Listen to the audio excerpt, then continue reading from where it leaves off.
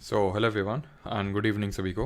उम्मीद करता हूँ मेरी वॉइस प्रॉपर आ रही होगी सभी तक। एक बार कंफर्म कर देंगे। फिर हम लोग स्टार्ट करते हैं आज का लेक्चर, जो कि रहने वाला है ब्रेन। बट एक्चुअल में अगर हम देखें तो ब्रेन हमारा किसी एक बड़े सिस्टम का पार्ट है। जैसे कि आपने सुना होगा excretory system, circulatory system, respiratory system, nervous system, तो वैसे ही उसमें से एक हमारा नर्वस सिस्टम, उसका पार्ट है हमारा ब्रेन। इस चैप्टर का नेम अगर हम देखें तो कंट्रोल एंड कोऑर्डिनेशन के नाम से भी जानते हैं। और इसीलिए इस पर्टिकुलर लेक्चर में हम ना सिर्फ ब्रेन के बारे में पढ़ेंगे, ह्यूमन ब्रेन के बारे में पढ़ेंगे, इन जनरल हम नर्वस सिस्टम के बारे में पढ़ेंगे, बल्कि हम प्लांट के कंट्रोल एंड कोऑर्डिनेशन के बारे में भी पढ़ेंगे। बिकॉज अगर हम देखें तो जो ब्रेन है उसका एक बहुत बड़ा रोल है इन दी कंट्रोल एंड कोऑर्डिनेशन। ठीक है, क्लियर इतनी चीज़ सभी को एक बार कंफर्म करेंगे कि सारी चीज़ें प्रॉपर हैं, तो फिर हम लोग स्टार्ट करते हैं। हम प्लांट के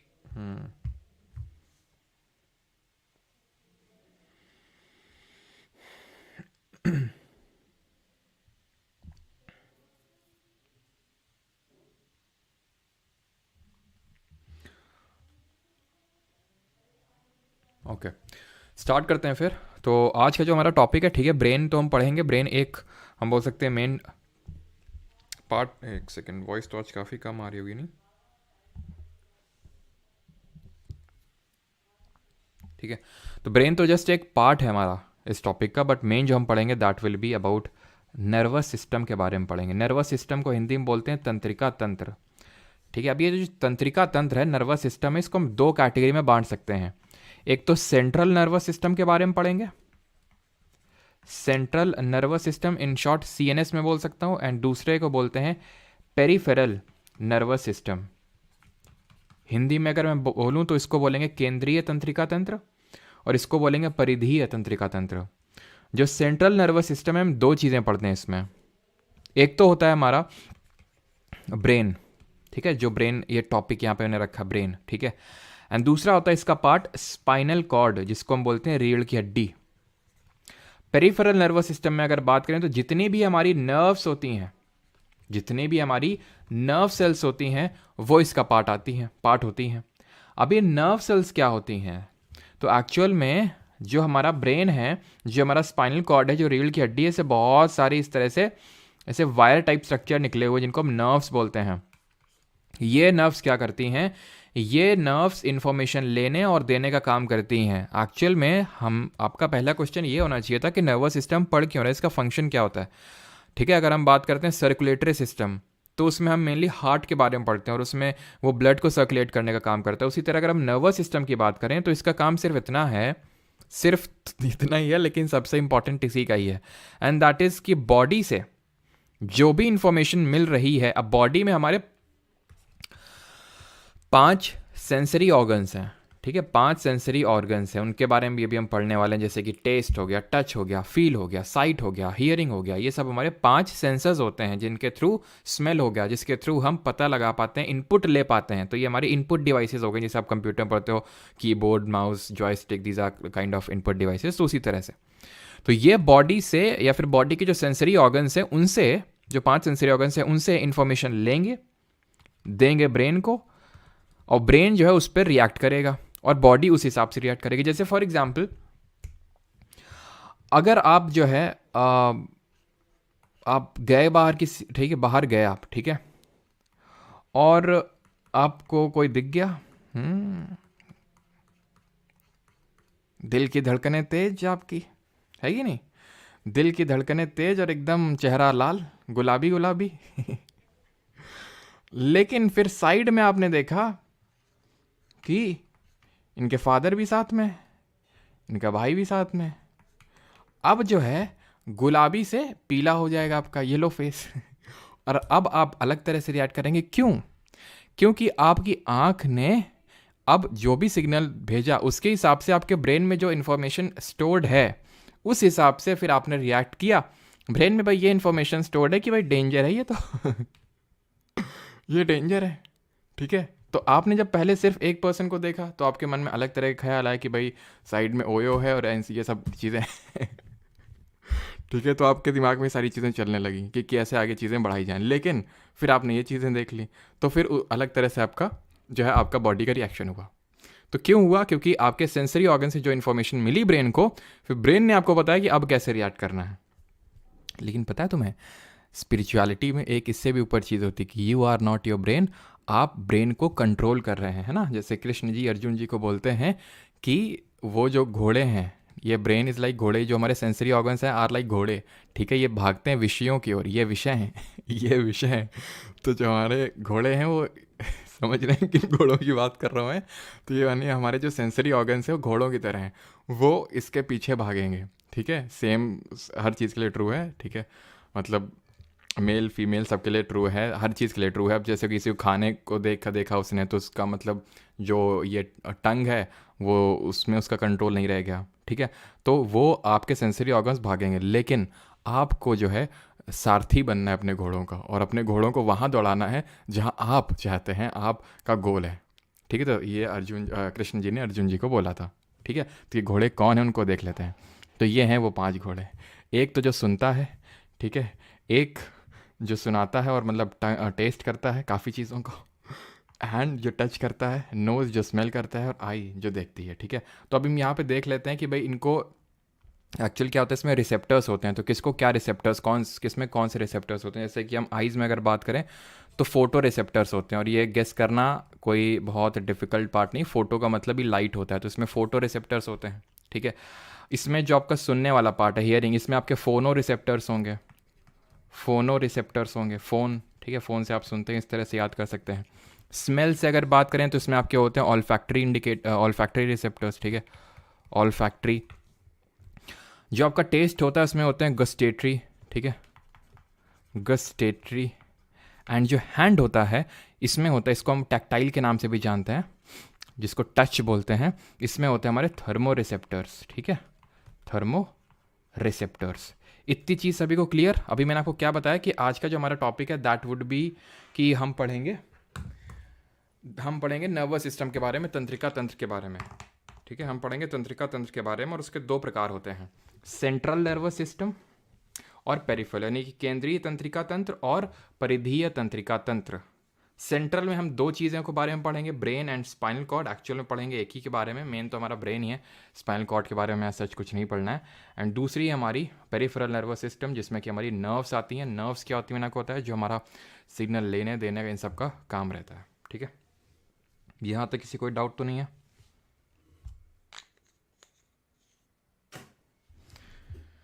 एक बार मैं कमेंट चेक कर लेता हूँ। अच्छा,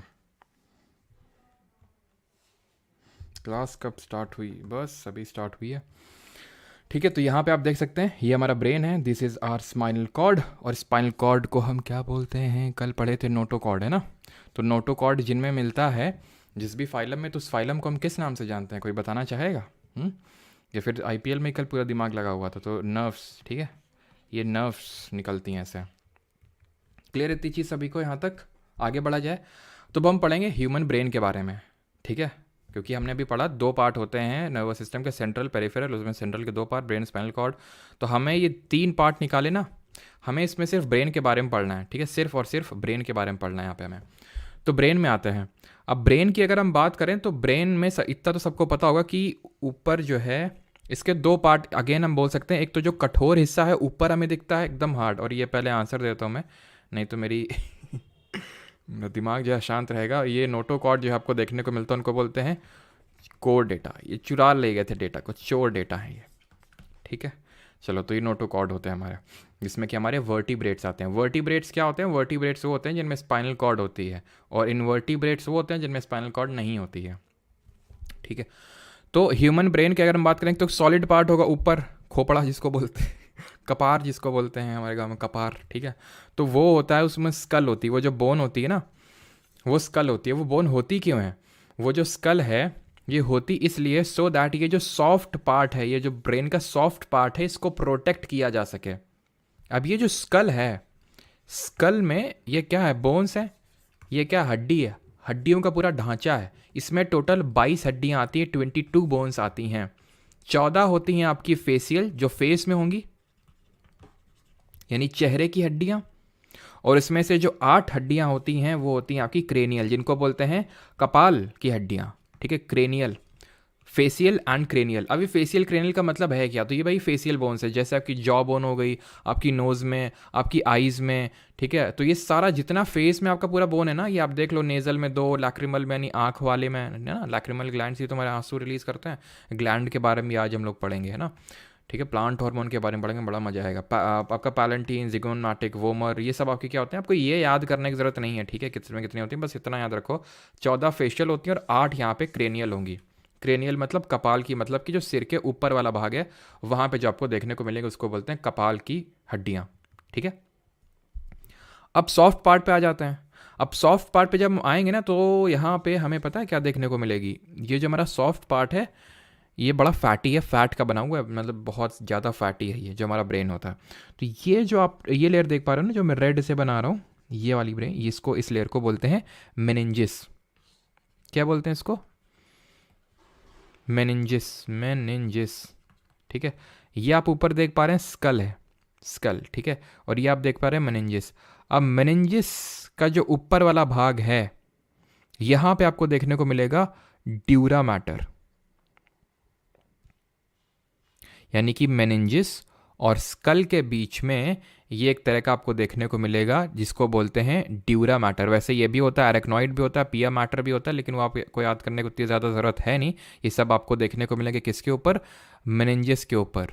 और ये क्यों होते हैं, सो दैट डायरेक्ट कॉन्टैक्ट में, ऐसा ना हो कि भाई जो एकदम सॉलिड पार्ट है और एकदम सॉफ्ट पार्ट है वो आपस में डायरेक्टली कॉन्टैक्ट में रहें। तो उसके बीच में एक सेमी सॉलिड टाइप आप चीज़ मान सकते हो जिसको हम बोलते हैं ड्यूरा मैटर। नीचे अरेक्नॉइड होता है और उसके नीचे पिया मैटर होता है। क्लियर इतनी चीज़, स्कल देख लिया और थोड़ा सा मेनिंजिस। अब यही एक अपने डिजीज़ का नाम हो सकता है, सुनाओ, मेनिंजाइटिस। ये जो मेनिंजाइटिस करके जो डिजीज़ है तब होती है जब कुछ बैक्टीरियल या फिर कभी कभी वायरल और फंगल भी इन्फेक्शन हो सकता है। यहाँ पे यूजुअली बैक्टीरियल इन्फेक्शन होता है मेनिंजिस में, जिसकी वजह से मेनिंजिस में स्वेलिंग आ जाती है और उस डिजीज़ को बोलते हैं मेनिंजाइटिस। क्लियर इतनी चीज़। अब ये जो ह्यूमन ब्रेन है ना, इसकी कुछ कैरेक्टरिस्टिक्स पढ़ लेते हैं, जैसे कि कुछ फैक्चुअल चीज़ें पूछ लेता है कि जैसे ब्रेन का वेट कितना होता है। तो ब्रेन का जो वेट होता है ये रफली 1400 ग्राम होता है। देख लो कितना, मतलब रफली 1.5 मतलब 1.5 kgs अगर हम देखें तो, है कि नहीं। तो रफली 1 किलो ही है अगर हम देखें, 1.5 किलो के समथिंग।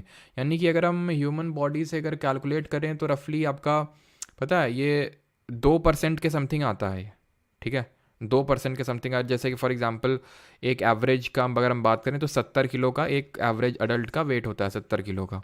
तो इसका 2% निकालेंगे तो कितना आएगा, 2% निकालेंगे तो कितना आएगा, डेढ़, ऐसा ही 1.4 kgs ही आएगा अगर आप निकाल के देखोगे 2%। तो अगर हम एक तरह से बोल सकते हैं कि जो ब्रेन है पूरे हमारे बॉडी मास का 2% है।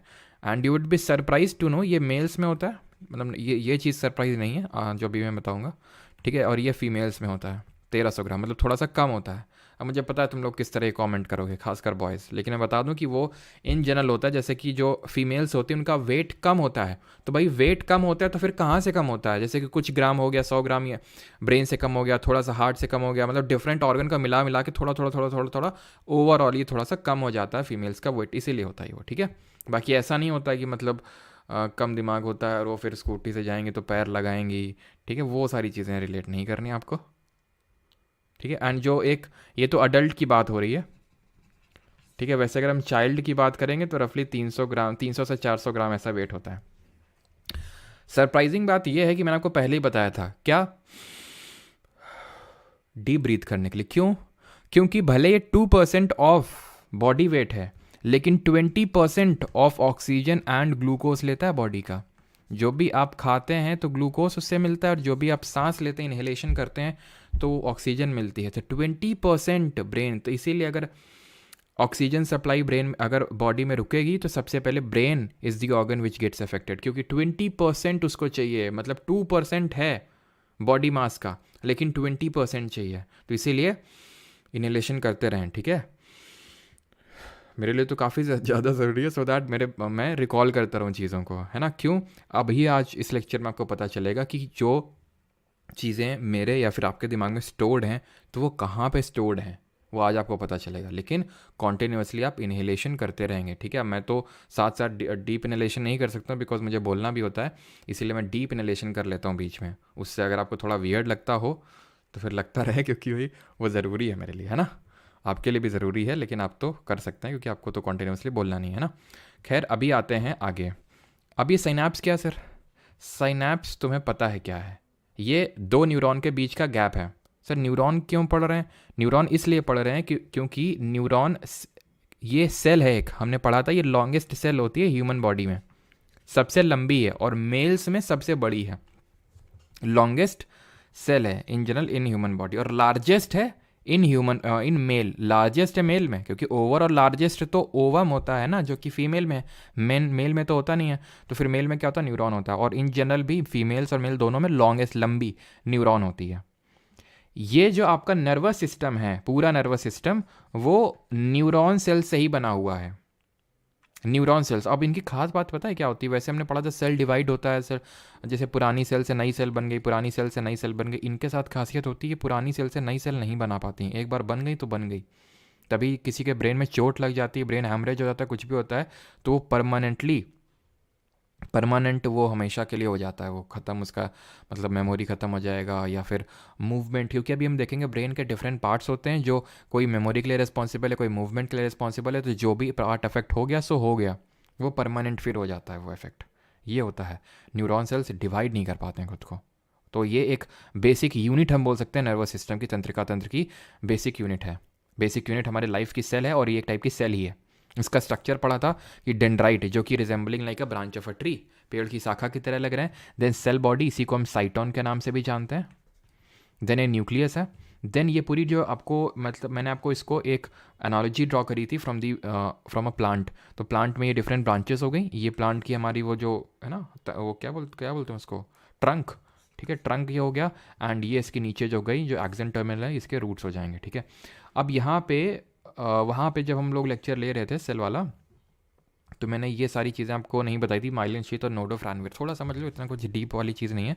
ये पूरी चीज़ एक्सन है। हाँ, एक्सन में एक जैसे वायर होता है ना हमारा वायर, कॉपर वायर, जो भी एल्यूमिनियम वायर, तो उसमें कोटिंग होती है प्लास्टिक की, वही कोटिंग होती है माइलिन शीथ। वही कोटिंग होती है माइलिन शीथ जो श्वान सेल बनाते हैं। श्वान सेल मैंने आपको बताया था ये ग्लायल सेल्स का पार्ट होते हैं। जैसे न्यूरॉन सेल्स हैं वैसे ग्लायल सेल्स होती हैं, तो एक तरह की ग्लायल सेल्स हैं श्वान सेल। यही घूम घूम के बनाती है माइलिन शीथ, जो इंसुलेशन प्रोवाइड कर रहा है एक तरह से एक्सन को, है ना। जैसे प्लास्टिक अराउंड दी तार provides the insulation to the तार, है ना, जो वायर है। नोड ऑफ रैनवियर है, ये जो माइलिन शीथ के बीच में जो गैप देख पा रहे हैं, this is called as node of Ranvier. और ये जो नीचे खत्म हो रहा है न्यूरॉन, ये एक्सन टर्मिनल है। अब यहाँ से, अब ये न्यूरॉन जो है, एक न्यूरॉन दूसरे न्यूरॉन को इन्फॉर्मेशन ट्रांसफर करेगा। तो यहाँ पे यहाँ से चल के आई इन्फॉर्मेशन, यहाँ से चल के आई, यहाँ से चल के आई, यहाँ पे पहुंची इन्फॉर्मेशन, ठीक है। अब ये डेंड्राइट को ट्रांसफर करेगा, ये वाला न्यूट्रॉन फेंक के मारेगा। तो ये जो बीच में थोड़ा सा गैप है ना, एक न्यूरॉन के एक्सन टर्मिनल और दूसरे के डेंड्राइट, यानी एक के पैर और दूसरे के सिर के बीच में जो छोटा सा गैप है, उसको बोलते हैं साइनैप्स। क्लियर इतनी चीज सभी को? किसी को कोई दिक्कत तो नहीं है? देन हम स्टार्ट करते हैं पार्ट ऑफ ह्यूमन ब्रेन। किसी को कोई दिक्कत यहां तक? और एक चीज ध्यान रखना कि ये रफली आपका 60% फैट का बना होता है।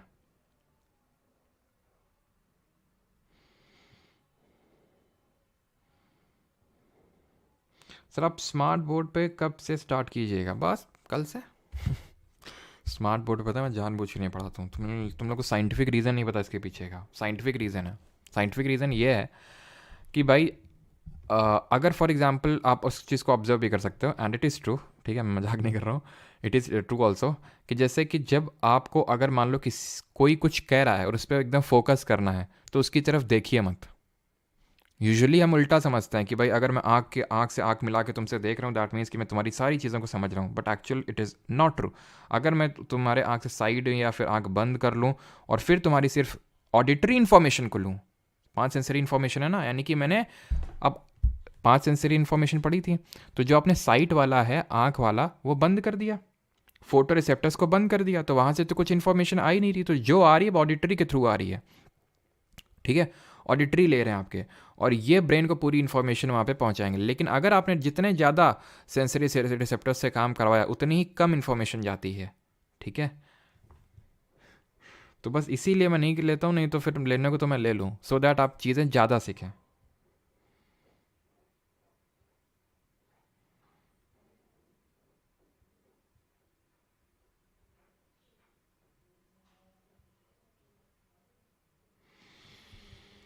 जी चलो आते हैं अभी, ठीक है, ह्यूमन ब्रेन पे आते हैं। तो पार्ट्स ऑफ ह्यूमन ब्रेन पढ़ते हैं अभी।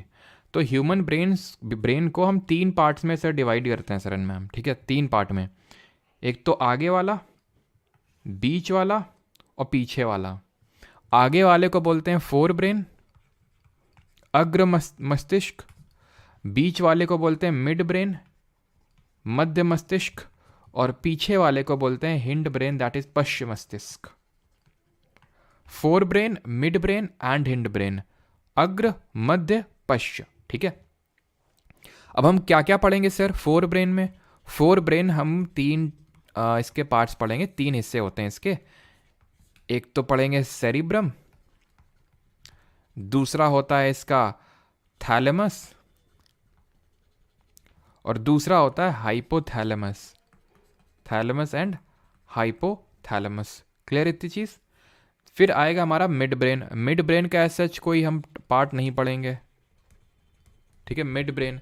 एंड देन उसके बाद अगर हम आए तो हम आता है हमारा हिंड ब्रेन। हिंड ब्रेन के हमारे 3 पार्ट होते हैं, ठीक है। हिंड ब्रेन के होते हैं हमारे 3 पार्ट। वो 3 पार्ट क्या क्या है? एक तो होता है हमारा सेरिबेलम, ठीक है, एक होता है हमारा सेरिबेलम। दूसरा होता है मेडुला ऑब्लोंगोटा, जिसको कि मेरू मज्जा के नाम से जानते हैं, मेडुला ऑब्लोंगोटा। एंड तीसरा होता है आपका पॉन्स, जिसको बोलते हैं, यहाँ पे आप चाहें तो देख भी सकते हैं, नहीं तो हम आगे अभी देखेंगे जी, ठीक है। ये आगे का सेरिब्रम, यहाँ पे आपका देख रहे हैं सेरिबेलम है, यहाँ पे आपका पॉन्स है, ये आपका मेडुला ऑब्लोंगोटा है, एंड देन यहाँ से स्पाइनल कॉर्ड स्टार्ट हो जाएगी, ठीक है। चलिए अभी आते हैं और पढ़ते हैं पार्ट्स ऑफ ब्रेन में। सबसे पहला दैट इज फोर ब्रेन, अग्र मस्तिष्क। फंक्शन नहीं पढ़ना है, याद करो टिश्यू वाला चैप्टर जब हम आ रहे थे परमानेंट टिश्यूज़ को, तो मैंने फंक्शन याद करने नहीं बोला था, मैंने बोला था कि जो आपके परमानेंट टिश्यू है उसमें आप पढ़ोगे सिंपल कॉम्प्लेक्स। सिंपल में आप पढ़ोगे कि पैरेन्काइमा, कोलिनकाइमा, स्क्लेरेन्काइमा, देन कॉम्प्लेक्स में जाइलम फ्लोएम। तो जब आप उनके पढ़ोगे फंक्शंस तो आपको अपने आप जनरलाइज हो जाएंगी चीज़ें कि भाई इनका ये जो पूरा परमानेंट टिश्यू इसका क्या फंक्शन होगा, है ना। चलिए तो हम आते हैं फोर ब्रेन में। 3 पार्ट मैंने बताया, सेरिब्रम, थैलेमस एंड हाइपोथैलेमस। तो सबसे पहले सेरिब्रम, ब्रैकेट में लिखा हुआ है मेमोरी इन शॉर्ट, ठीक है। इन शॉर्ट बस मेमोरी आपको याद रखना है। सेरिब्रम जो है मेमोरी के लिए रिस्पॉन्सिबल होता है। अब सेरिब्रम की अगर हम बात करें तो ये लार्जेस्ट पार्ट होता है हमारे ब्रेन, सिर्फ फोर ब्रेन का ही नहीं, पूरे ब्रेन का भी लार्जेस्ट पार्ट होता है सेरिब्रम, पूरे ब्रेन का भी। ये लगभग आप ये मान के चलो कि जो पूरा ब्रेन है उसका 2/3 जो पार्ट है वो सेरिब्रम का ही बना हुआ है। सेरिब्रम को हम 5 पार्ट में डिवाइड करते हैं। एक तो इसका जो आगे का हिस्सा है फ्रंटल लोब बोलते हैं, ठीक है, नीचे का टेम्पोरल लोब, ऊपर का पैराइटल लोब और पीछे का ऑक्सीपिटल लोब, ऑक्सीपिटल लोब बोलते हैं। अब यहीं पे जो टेम्पोरल वाला है, जो नीचे वाला है, यहीं पे आपका लोकेटेड है इस हिप्पोकैम्पस। हिप्पोकैम्पस करके एक जानवर होता है जिसको समुद्री घोड़ा बोलते हैं, सुना आपने हिप्पोकैम्पस? हिप्पोकैम्पस शेप का ये एक टेम्पोरल लोब में सेरिब्रम में लोकेटेड होता है ये पार्ट, जो क्या करता है, जो करता है मेमोरी को स्टोर। तो मेमोरी का जो स्टोरेज होता है वो पीछे की तरफ होता है हिप्पोकैम्पस में, ठीक, क्लियर इतनी चीज़?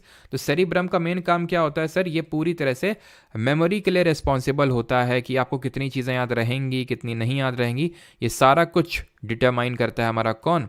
सेरिब्रम, जिसको प्रमस्तिष्क के नाम से भी हम जानते हैं। इसको हम 4 पार्ट में डिवाइड करते हैं, ठीक है, 4 लोब्स में डिवाइड करते हैं। वो 4 लोब्स कौन सी हैं? Frontal lobe, temporal lobe, parietal lobe और ऑक्सीपिटल लोब। टेम्पोरल लोब में ये हमारा हिप्पोकैम्पस जो मेमोरी स्टोरेज के लिए रिस्पॉन्सिबल है, ठीक है। तो अगर आपको मेमोरी अच्छी करनी है तो सेरिब्रम को बढ़िया तेज करिए अपने। थैलेमस पे आते हैं जो इसका दूसरा पार्ट है, ये पेन एंड सेंसेशन के लिए रिस्पॉन्सिबल है। एक्चुअल में ये जो थैलेमस है हमारी 3 सेंसरी ऑर्गन्स को कंट्रोल करने का काम करता है, ठीक है। एक तो हो गया हमारा जैसे कि सेंसेशन है, तो सेंसेशन किससे होता है? हमें सेंसेशन होता है त्वचा से, that is tactile, that is touch. दूसरा होता है हमारा टच के अलावा नोज, एंड तीसरा होता है हमारा टच हो गया, दैट इज स्किन को कंट्रोल करेगा, स्किन वाला हो गया, नोज को कंट्रोल करेगा एंड आपका टंग को कंट्रोल करेगा, नहीं जीभ को, ठीक है। तो थैलेमस एक तरह से जो हमें आउटर सेंसेशन होते हैं, पेन एंड सेंसेशन, जैसे कि अगर मैंने छुआ एकदम से मुझे बहुत गर्म लगा तो वो थैलेमस की वजह से हुआ। कुछ भी लगा मुझे, मैंने छुआ तो मुझे पता चल गया, मेरी आंखें बंद है, मैंने किसी को टच किया है ना, लोग तो चेहरा टच करके ही बता देते हैं कि कौन है ना। तो वो चीज़ कैसे हो पाती है, वो चीज़ थैलेमस की वजह से हो पाती है, क्योंकि वही सेंसेशन के लिए रिस्पॉन्सिबल होता है ना। तो कोल्ड हो गया, हॉट हो गया, जो भी हो गया, वो सब सेंसेशन थैलेमस देता है। हाइपोथैलेमस क्या देता है? Hypothalamus regulates the body temperature, ये हार्मोन भी रिलीज करता है, यहाँ पे ग्लैंड होता है, हम आगे पढ़ेंगे ग्लैंड में। ये बॉडी टेम्परेचर को रेगुलेट करता है, हंगर, थर्स्ट एंड स्लीप, यानी कि भूख, प्यास, नींद, जितनी अंदर की चीज़ें हो रही हैं, बॉडी टेम्परेचर। अब जैसे कि अगर कोई फॉरेन पार्टिकल एंटर कर जाता है बॉडी में, तो हमें हमारा बॉडी का टेम्परेचर बढ़ जाता है, सो दैट वो किल हो सके, और उसी को हम फीवर बोलते हैं। तो फीवर एक अच्छी चीज़ होती है जिसकी वजह से हमारा जो, अगर हमने कोई फॉरेन चीज़ एंटर करी है विच इज़ अनवांटेड, तो वो किल हो जाती है उसके थ्रू। तो ये बॉडी टेम्परेचर को रेगुलेट करता है। हंगर, थर्स्ट, स्लीप, यानी प्यास लग रही है, भूख लग रही है, ठीक है, नींद लग रही है, वो सब हाइपोथैलेमस देखता है। यानी अंदर की चीज़ें हाइपोथैलेमस, थैलेमस देखता है बाहर की चीज़ें, बाहर जो चीज़ तुम टच करोगे, एंड सेरिब्रम मेमोरी को देखेगा। And it is the largest part not only the fore brain but also of the complete brain also, ठीक है। अब आते हैं मिड ब्रेन पे। तो सर मिड ब्रेन बहुत छोटा सा है, सबसे छोटा है। मैं आपको अगर ऑर्डर बताऊं इसमें से, जो मैंने आपको बताया ना, फोर ब्रेन, मिड ब्रेन और हिंड ब्रेन, तो अगर इसमें मैं ऑर्डर बताऊं आपको लार्जेस्ट से स्मॉलेस्ट, तो सबसे बड़ा तो फोर ब्रेन होता है, देन उसके बाद आपका hind brain and then mid brain, है ना, आगे का, पीछे का और बीच का, ठीक है। अभी आते हैं पार्ट्स ऑफ ब्रेन पे, मिड ब्रेन पे। तो सबसे छोटा होता है, फंक्शन क्या होता है? Regulates I movement and pupil dilation.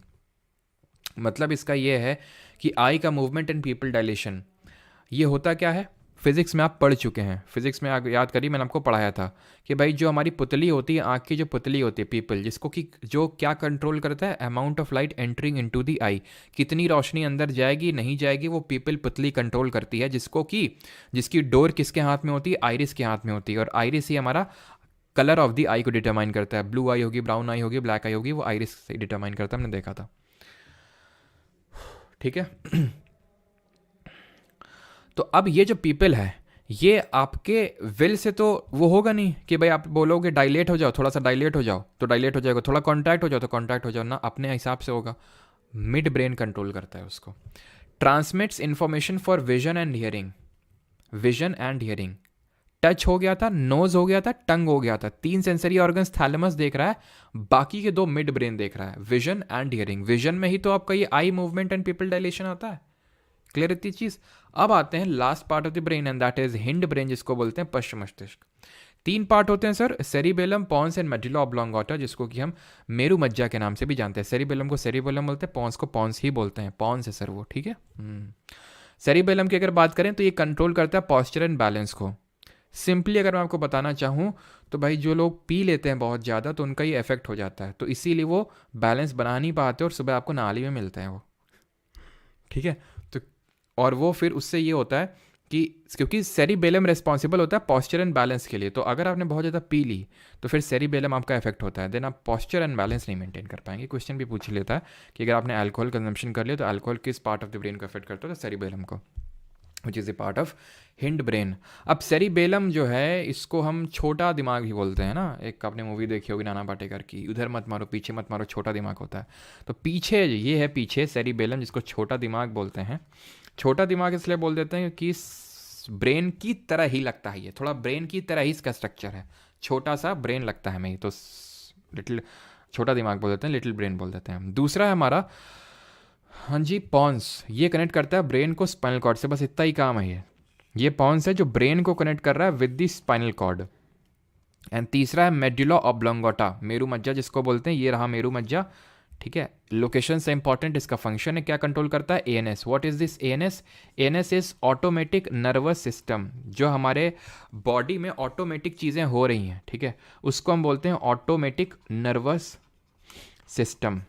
जो भी चीज़ें ऑटोमेटिक हो रही हैं, अब ऑटोमेटिक क्या हो रहा है? हमारा दिल धड़क रहा है, ऑटोमेटिक हो रहा है, हमारी विल पे नहीं है। वो चीज़ हमने देखा था जब हम पढ़ रहे थे टिश्यूज़ वाला चैप्टर, तो वहाँ पे हमने देखी थी मसल सेल्स। मसल सेल्स में हमने 3 तरह के सेल देखी थी, स्केलेटल, स्मूथ एंड कार्डियक। तो भाई कार्डियक एंड जो स्मूथ वाली थी वो हमारे इनवॉलेंट्री थी, हमारे कंट्रोल में नहीं थी, बट स्केलेटल वाले हमारे कंट्रोल में थी, राइट, हमने पढ़ा था। और इसमें से ब्रांच्ड कौन सी थी जरा बताइए। तो हार्ट बीट हो गया, हमारा रेस्पिरेशन हो गया। रेस्पिरेशन अभी हमने पढ़ा नहीं है, हम पढ़ेंगे। ये वो प्रोसेस होता है जिससे हमारा जो सेल्स होती हैं वो ऑक्सीजन लेके एनर्जी बनाती हैं, तो वो हमारे कंट्रोल में नहीं है, वो जो रेस्पिरेशन है। तो जो भी चीज़ें हमारे कंट्रोल में नहीं हैं, सर ये भी तो नहीं है कंट्रोल में पीपल, बिल्कुल, तो वो अलग से मैंने बता दिया मिड ब्रेन में। इसके अलावा जितनी चीज़ें हैं, रेस्पिरेशन, हार्ट बीट, या फिर डाइजेशन ले लो तुम, डाइजेशन भी हमारे विल के अकॉर्डिंग नहीं हो रहा, तो ये सारी चीज़ें आपकी आएंगी automatic nervous system, that is medulla oblongata control करेगा। ब्रांच्ड होती हैं आपकी कार्डियक सेल, हमने पढ़ा था, ठीक है, ब्रांच्ड होती हैं ये, राइट, एंड यूनिन्यूक्लिएट होती हैं। किसी को यहाँ तक कोई डाउट तो नहीं है, एक बार कंफर्म कर दीजिए। पार्ट्स ऑफ ब्रेन,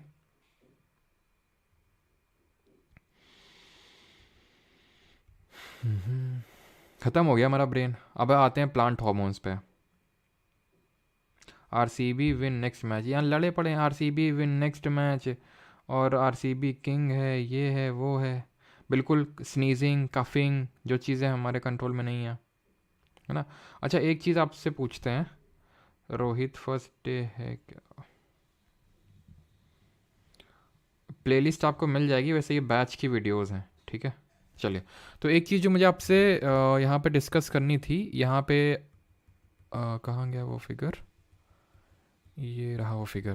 तो ये स्पाइनल कॉर्ड होती है, पता है, स्पाइनल कॉर्ड में ये देख पा रहे हो, ये इसको ऐसे टेल टाइप निकली रहती है, इसको बोलते हैं कॉकिक्स बोन, ठीक है, कॉकिक्स, ये पीछे है, ठीक है, पीछे बेटा, आगे नहीं, कॉकिक्स बोन है ये।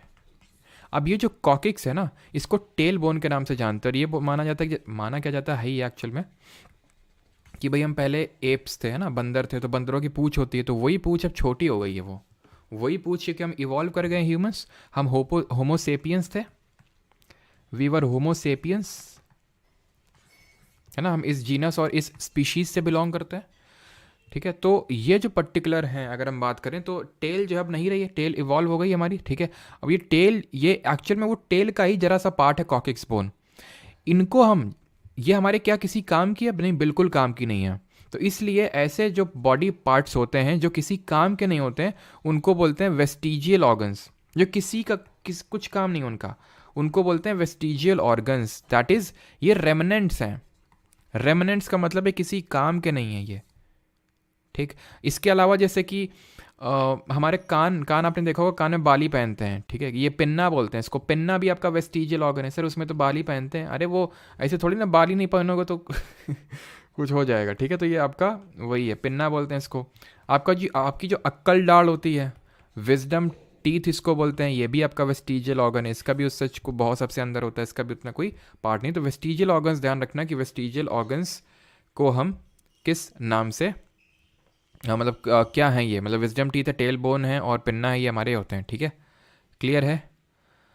इनको हिंदी में हम बोल सकते हैं अवशेषी अंग, ठीक है, हिंदी में क्या बोल सकते हैं? अवशेषी अंग बोल सकते हैं, क्लियर है इतनी चीज़। तो अभी आ जाते हैं sir and ma'am plants hormones पे। सर प्लांट हार्मोन क्यों पढ़ रहे हैं? इसलिए पढ़ने बिकॉज प्लांट बगल में बैठे रो रहा था, एक प्लांट में भी मेरे, ठीक है, बोल रहा था, मतलब क्या हम, मतलब कि प्लांट किंगडम पढ़े, एनिमल किंगडम पढ़े, ठीक है, हमारा तो तुम कुछ पढ़ा ही नहीं रहो। तो फिर हमने सोचा चलो क्यों ना प्लांट हार्मोन से स्टार्ट किया जाए, पढ़ेंगे एनिमल हार्मोन्स भी, हम ग्लैंड्स भी पढ़ेंगे, बिकॉज उसमें मुझे आपको ग्लैंड समझाना पड़ेगा, इसलिए पहले प्लांट हार्मोन्स खत्म कर लेते हैं, इंटरेस्टिंग है, मजा आएगा, ठीक है। तो प्लांट हार्मोन्स 2 कैटेगरी के होते हैं सर, एक जो ग्रोथ रिलेटेड होंगे, मतलब कि प्लांट को बढ़ने में हेल्प करेंगे, और एक वो जो ग्रोथ को इनहिबिट करेंगे, बेचारी के ग्रोथ को मारेंगे, है ना। स्ट्रेस हार्मोन बोल सकते हैं इनको। स्ट्रेस हमें क्या करती है? स्ट्रेस हमें ग्रोथ में हेल्प नहीं करती है।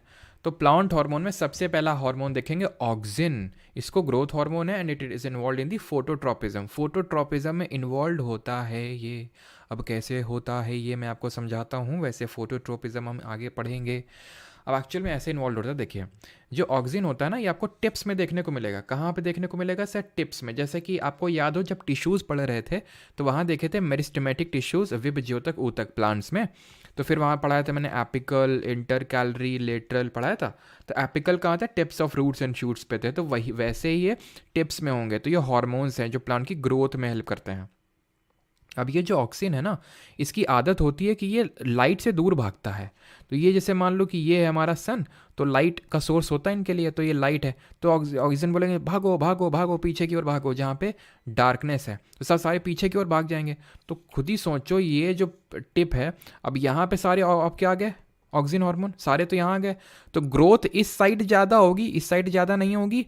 तो जब इस साइड ग्रोथ ज़्यादा होगी तो प्लांट ऐसे करके झुक जाएगा, ऐसे करके झुक जाएगा लाइट की तरफ। इसी को बोलते हैं phototropism, that is movement towards the light. Clear? Oxygen कहाँ होता है? टिप्स में प्रेजेंट होता है, जैसे कि हमारा एपिकल मेरिस्टेमेटिक टिश्यू जहाँ पे होता है। जिब्रेलिन को कंपेयर कर सकते हैं आप इंटर कैलोरी।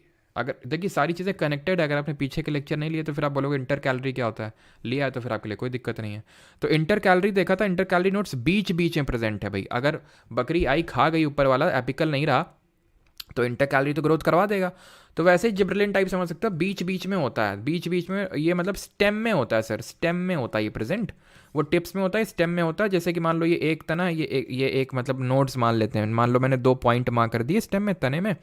तो ये जो है धीरे धीरे दूर जाते जाएंगे, जो दूर जाते जाएंगे। रीज़न जिब्रेलिन, जो कि ग्रोथ हार्मोन है, जो कि बस प्रेजेंट अलग जगह होता है। जैसे ऑक्सिन है प्रेजेंट अलग जगह है, जिब्रेलिन अलग जगह है, दोनों रिस्पॉन्सिबल ग्रोथ के लिए हैं। जी से जिब्रेलिन, जी से जर्मिनेशन के लिए भी रिस्पॉन्सिबल होता है। जो जर्मिनेशन को मतलब बोलते हैं, जो सीड वगैरह का प्रोसेस होता है उसको हम बोलते हैं जर्मिनेशन। ठीक है, हिंदी में अंकुरण बोलते हैं, अंकुरित जो होता है। और फ्लावरिंग, जो फ्लावर्स वगैरह आते हैं वो भी जिब्रेलिन की वजह से ही आते हैं। जो आपका फ्रूट में इलोंगेशन होता है, फ्रूट इलोंगेशन, जैसे अगर मान लो कोई फ्रूट है, मान लो लगा है, मान लो कि सेब लगा है, ठीक है, संतरा लगा है, उसमें जिब्रेलिन छिड़क दो ऊपर से तुम, वो फ्रूट बड़ा हो जाएगा। बड़े बड़े तुमने हो सकता है फ्रूट देखे हो, आर्टिफिशियली भी किए जाते हैं, ऊपर से छिड़क दो तो फ्रूट बड़ा हो जाता है वो। ठीक है, अब आते हैं साइटोकिनिन पे। Cyto is the root word for cell, kinin is the root word for division. तो बस सर ये प्रमोट करता है सेल डिवीजन को। मतलब कि जो नई सेल आती है प्लांट में, न्यू सेल इन प्लांट्स, वो इसी हार्मोन की वजह से आ पाती है। जो हमारे प्लांट में ब्रांचिंग होती है ना, खूब सारी ढेर सारी शाखाएं देखने को मिलती है, वो भी इसी की वजह से ही, साइटोकिनिन की वजह से होती है। तो ये 3 हमारे ग्रोथ हार्मोन हो गए। अब आते हैं वो जो ग्रोथ को इनहिबिट करता है, and that is stress hormone, that is abscisic acid. बताने की ज़रूरत है नहीं, ग्रोथ को मतलब ग्रोथ को मारता है ये बस। ठीक है, and the last one is, जो कि एक गैसियस हार्मोन है। ना तो ये ग्रोथ करवाता है ना तो ग्रोथ मारता है। ये करता क्या है? ये करता है आपका इसका नाम है आपका इथाइलिन। ये करता है फ्रूट की राइपनिंग में हेल्प, फलों को पकाने में हेल्प करता है। ठीक है, फ्रूट राइपनिंग में हेल्प करता है। किसी को कोई डाउट हो तो पूछ ले, नहीं तो फिर हम बढ़ें हॉर्मोन्स इन एनिमल्स की तरफ से। और पानी भी पीते रहा करें, क्योंकि पानी भी ऑक्सीजन होता है, तो ब्रेन को ऑक्सीजन अगर चाहिए।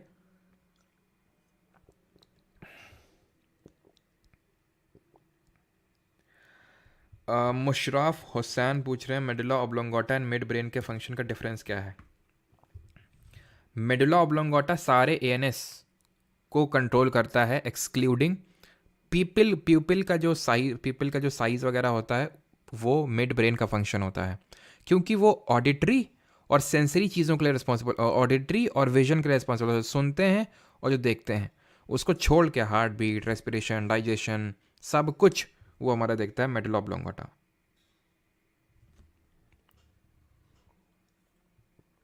सर लास्ट में मैमल्स क्लासिफिकेशन बता देना एक बार, क्यों कल पढ़ा तो था।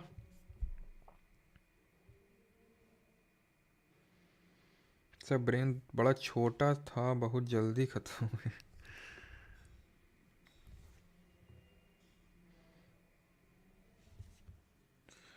मोहिनी यूज़ मौसी फॉर 20% डिस्काउंट। बेटा निशान बहु पहले जाओगे, ध्यान रखना। तो ये होली कोड है, मौसी मौसा कोई कोड नहीं है। ठीक है, ये होली करके कोड है, जिसको भाई डिस्काउंट वगैरह लेना है बैच में, ये मौसा मौसी नहीं है। चलो तो अभी आते हैं, हम पूछ रहे हैं डाउट क्या है, ग्रेजुएशन हो गई क्या तुम्हारी, ये वो लगे हैं अपना अलग से। हार्मोन्स इन एनिमल्स, तो जो हार्मोन्स होते हैं ना एनिमल्स पे, ये सेक्रीट करते हैं सर एंडोक्राइन ग्लैंड। ग्लैंड क्या होते हैं, ग्रंथियाँ क्या होती हैं, ग्रंथियाँ वो होती हैं या तो हार्मोन फेंक के मारेंगी या तो एंजाइम कोई फेंक के मारेंगी। अब जो हार्मोन होते हैं ना उनका भी काम होता है, और जो एंजाइम होते हैं उनका भी कुछ ना कुछ काम होता है। अब जो एंजाइम होते हैं, एक सेकेंड रुको, ठीक है यहाँ पर नहीं लिखा तो यहाँ पे मैं लिख देता हूँ, ठीक है। तो यहाँ पे जो ग्लैंड्स होते हैं वो दो तरह के होते हैं, वैसे यार होना तो चाहिए था, चलो नहीं है तो कोई नहीं।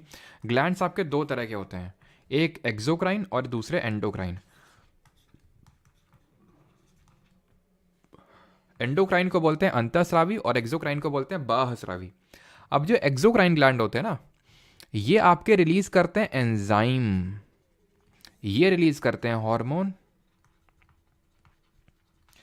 जो एंडो वाले हैं ये अंदर अंदर मार देते हैं, अंदर ही अंदर मार देते हैं, और अंदर ही अंदर ये जो है ब्लड को हार्मोन दे देते हैं। किसी एक डक्ट का यूज़ नहीं करते हैं, किसी थर्ड पार्टी का यूज़ किए बिना हुए ये क्या करते हैं, बाहर जाते हैं, थर्ड पार्टी को बुलाते हैं, उसको पकड़ाते हैं, वो सामान देता है जहाँ पे पहुँचाना है, ये डायरेक्टली ब्लड को देते हैं। तो एक्सोक्राइन क्या करते हैं, इनको डक्ट की ज़रूरत पड़ती है, यानी कि इनको बोल सकते हैं ये नलिका की ज़रूरत पड़ती है, एक नलिका होती है, नलिका को देते हैं एंजाइम, वो नलिका भेजती है एंजाइम। जब हम डाइजेशन पढ़ेंगे तो वहाँ पे आपको समझ में आएगा, अभी एंजाइम समझ हो सकता है ना कि एंजाइम क्या होते हैं। अगर आपको समझ में आए तो मैं बताता हूँ। पैनक्रियाटिक जूस, बाइल जूस, ये सब एंजाइम होते हैं जो हमारे डाइजेशन में हेल्प करते हैं। वो जो भी रिलीज़ करते हैं इनको लिवर पैनक्रियाज, ये उसको डक्ट के थ्रू रिलीज़ करते हैं, डायरेक्टली ऐसे नहीं फेंक के मार देते हैं। एक डक्ट होती है, एक नलिका होती है, तो नलिका होती है, और ये डक्टलेस ग्लैंड होते हैं, ये डक्टलेस ग्लैंड होते हैं, ये नलिका विहीन ग्रंथियाँ होती हैं, ठीक है।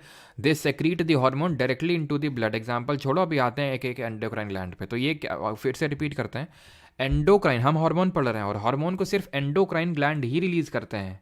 दो तरह के ग्लैंड होते हैं, ठीक है, एंडोक्राइन। एक्सो तो सिर्फ एंजाइम को रिलीज करते हैं, एक्सो एंजाइम को रिलीज करते हैं, ये डक्ट का यूज़ करते हैं, बाहर जाते हैं, ऐसे याद रखो, बाहर जाते हैं और डक्ट का यूज़ करते हैं ये, और ये अंदर ही अंदर मार देते हैं ब्लड को, सीधे अपना हार्मोन पकड़ा देते हैं ये। अब आते हैं जो हमारे डक्टलेस ग्लैंड है, दैट इज जो एंडोक्राइन ग्लैंड है, उसमें से पहला ग्लैंड देखते हैं, ये हमारा थायरॉक्सिन। थायरॉक्सिन को कौन रिलीज करता है, थायराइड ग्लैंड। ये हमारी लार्जेस्ट ग्लैंड नहीं है, लार्जेस्ट एंडोक्राइन ग्लैंड है, सबसे बड़ी अंतःस्रावी है, और जो सबसे बड़ी बाह्यस्रावी है, सबसे लार्जेस्ट एक्सोक्राइन ग्लैंड है, वो ओवरऑल भी लार्जेस्ट ग्लैंड है, एंड दैट इज लिवर, यकृत। वो हम पढ़ेंगे जब डाइजेशन पढ़ेंगे, तो लिवर की स्टडी को हिपैटोलॉजी बोलते हैं, क्यूपफर सेल्स होती हैं, पावर ऑफ रीजनरेशन, तो सारी चीज़ें पढ़ेंगे अभी, ठीक है वहाँ पे। अभी आपको इतनी ध्यान रखना है, इतनी चीज़ ध्यान रखना है कि it is the largest exocrine gland, thyroid gland, और ओवरऑल अगर पूछेगा तो हमारा लिवर है। ये गले में मौजूद होता है, बटरफ्लाई शेप का होता है ये, ठीक है। इसका शेप क्या होता है, इस तरह से होता है, थोड़ा सा इसका बटरफ्लाई शेप का होता है ये, ठीक है, इसका होता है आपका बटरफ्लाई शेप। कौन सा हार्मोन रिलीज करता है ये, थायरॉक्सिन हार्मोन को रिलीज करता है, ठीक है, थायरॉक्सिन हार्मोन को रिलीज करता है, ठीक है। जिनका ढंग से रिलीज नहीं होता है, या फिर जिन लोगों में आयोडीन की डेफिशिएंसी हो जाती है, तो उनमें हो जाता है ग्वाइटर डिजीज। ग्वाइटर को हिंदी में हम घेंघा रोग के नाम से भी जानते हैं। सर फालतू ये डाउट पूछते एकदम है ना। अब आते हैं दूसरे ग्लैंड पे, दैट इज पिट्यूटरी ग्लैंड। हाँ जी, इसमें आपका थायरॉक्सिन हार्मोन रिलीज होता है, और इसमें डिजीज भी होती है, एक मतलब अगर जैसे अगर कम प्रोड्यूस हो तो हाइपोथायरॉयडिज्म हो जाता है। हाइपो का मतलब कम होता है, और हाइपर का मतलब ज़्यादा होता है, ठीक है। हाइपो और हाइपर हमेशा ध्यान रखना, हाइपो का मतलब कम होता है, तो हाइपो एक होती है हाइपोथायरॉयडिज्म। जब थायराइड जो ग्लैंड है वो थायरॉक्सिन हार्मोन उतने ज़्यादा ना प्रोड्यूस करे, तो उसको हम ये बोल देते हैं हाइपो। ज़्यादा प्रोड्यूस करे तो हाइपर। अब आते हैं पिट्यूटरी ग्लैंड पे, पीयूष ग्रंथि पे। कौन कौन है यहाँ पे पीयूष नाम का बच्चा है, तो जो पीयूष ग्रंथि है वो हमारी, इसको मास्टर ग्लैंड बोलते हैं, ब्रेन में लोकेटेड होती है। मास्टर ग्लैंड इसलिए बोलते हैं बिकॉज ये सबसे इंपॉर्टेंट हार्मोन ग्रोथ हार्मोन को रिलीज करता है। तो जो हमारी ग्रोथ होती है ह्यूमन बॉडी की, वो इसी की वजह से होती है। अब दो चीज़ें हैं, अगर मान लो कि ये बहुत कम रिलीज हो, लेस क्वांटिटी में, या यानी डेफिशिएंसी हो जाए, या फिर इसका सरप्लस हो जाए यानी बहुत ज़्यादा रिलीज हो, तो दोनों चीज़ें गलत होती हैं। इसमें हमें डिजीज़ देखने को मिलती है, ड्वार्फिज्म, जिसको कि बौनापन बोलते हैं, और जो सरप्लस में ज़्यादा रिलीज़ हो जाता है तो उसको बोलते हैं एक्रोमेगली। याद ऐसे रखो, ये डिजीज़ का नाम बता रहा हूँ, एक्रोमेगली पूछा गया है, ठीक है। ऐसे इसको एक्रोमेगली को याद रखो खली से, क्योंकि खली में ये डिजीज़ है, द ग्रेट खली आपने नाम सुना होगा, वो उनमें ग्रोथ हार्मोन ज़्यादा रिलीज़ हो गए हैं, तो नॉर्मल से बड़े पंजे होंगे, नॉर्मल से बड़ा आपका फेस होगा, पूरा बॉडी होगा, नॉर्मल से बड़ा, उसको एक्रोमेगली बोलते हैं। तो गली खली, उससे उसको याद रखो, इंपॉर्टेंट है ये। अब आते हैं एड्रेनलिन ग्लैंड पे। एड्रेनलिन जो ग्लैंड होते हैं ये एड्रेनलिन हार्मोन को रिलीज़ करते हैं। कौन रिलीज़ करते हैं इनको? एड्रेनलिन ग्लैंड रिलीज़ करते हैं इनको। और ये होते कहाँ पे? ये किडनी में होते हैं,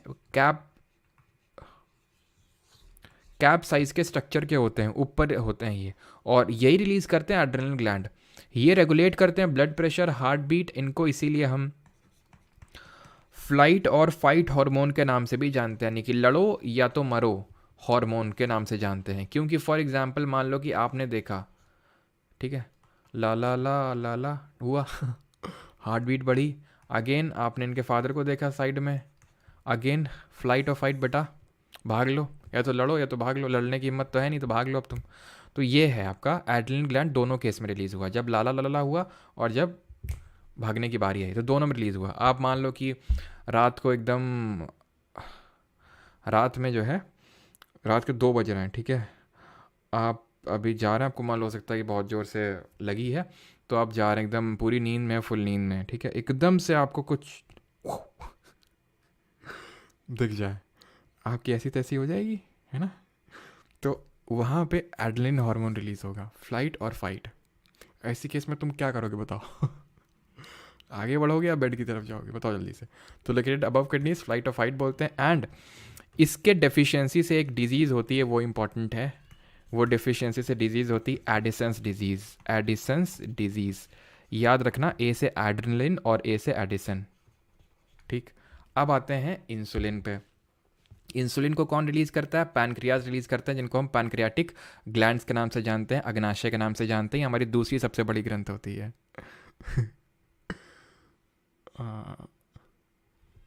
भाग के बेड पे चले जाएंगे और फिर वो जिस जिस काम के लिए जा रहे थे वो सेक्रेटेड बाय पैनक्रियाज। तो अग्नाशय जो होते हैं ये सेकंड लार्जेस्ट ग्लैंड होते हैं हमारे, ठीक है। तो ये रिलीज़ करते हैं इंसुलिन, ठीक है। ये रिलीज़ करते हैं 2 hormone, insulin and glucagon. Insulin का काम होता है और ग्लूकागॉन का काम होता है रेगुलेट करना शुगर लेवल को ब्लड में। इंसुलिन शुगर लेवल को डिक्रीज करता है ब्लड में, ग्लूकागॉन शुगर लेवल को इंक्रीज करता है ब्लड में। जिन लोगों का डायबिटीज़ होता है उनमें क्या होता है, इंसुलिन हार्मोन की कमी हो जाती है, तो भैया पूरा जो है ग्लूकागॉन ही फंक्शन कर रहा है, शुगर लेवल बढ़ता चला जा रहा है, इंसुलिन कम हो गया है, शुगर लेवल घट नहीं रहा है। तो शुगर लेवल घटाने के लिए इंसुलिन के इंजेक्शंस लगते हैं, डायबिटीज़ जिन लोगों को हो जाती है। इंसुलिन जो होता है इसको रिलीज करता है बीटा सेल्स, इसमें होती हैं पैनक्रियाज में beta cells of islet of Langerhans, और ये रिलीज करती हैं अल्फा सेल्स। क्लियर इतनी चीज, ठीक। और अब तुम्हारे दिमाग में डाउट आना चाहिए, अगर कुछ लोगों को हो सकता है दिमाग में डाउट आ रहा हो कि सर पैनक्रियाज जो होते हैं, अभी बता रहे थे आप कि पैनक्रियाज पैनक्रियाटिक जूस रिलीज करते हैं जो कि एक एंजाइम होता है, और यहाँ बता रहे हो हार्मोन भी 2 रिलीज करता है, तो ये तो एंडो भी है एक्सो भी है, बिल्कुल, इसीलिए इसको बोलते हैं मिक्स्ड ग्लैंड, यानी कि मिश्रित ग्रंथि, क्योंकि ये एक एंजाइम भी रिलीज कर रहा है एंड दो हार्मोन भी रिलीज कर रहा है।